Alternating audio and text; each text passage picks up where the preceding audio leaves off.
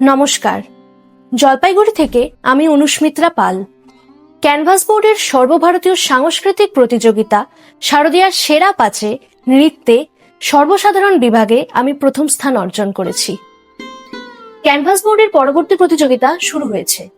এবারের বিষয় সঙ্গীত, নৃত্য, আবৃত্তি, অঙ্কন, বাদ্যযন্ত্র, হাতের লেখা, স্বরচিত কবিতা এবং স্বরচিত প্রবন্ধ।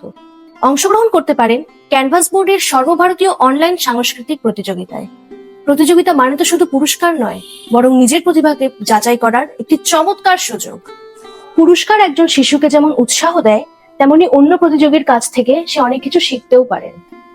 22টি বিভাগে বিভিন্ন আকর্ষণীয় পুরস্কার ছাড়াও এবারের ক্যানভাস বোর্ডের প্রতিযোগিতায় সবচেয়ে গুরুত্বপূর্ণ হলো প্রতিযোগীর বিস্তারিত নম্বর বিন্যাস অনুযায়ী নিজের প্রাপ্ত নম্বর, প্রতিটি বিভাগের আলাদা আলাদা নম্বর ব্রেকআপ, যা দেখে প্রতিযোগী তার নিজের বিষয়ের ওপর সবলতা কিংবা দুর্বলতার জায়গায় আত্মবিশ্লেষণ করতে পারে, এবং এটি শিক্ষার্থীদের জন্য ভবিষ্যতে তার নিজের বিষয়ের ওপর শিক্ষণীয় হয়ে উঠতে পারে।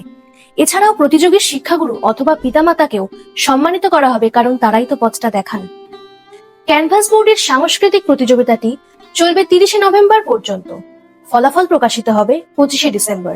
বিস্তারিত জানতে হোয়াটসঅ্যাপ করুন 7029825518 নম্বরে। নমস্কার।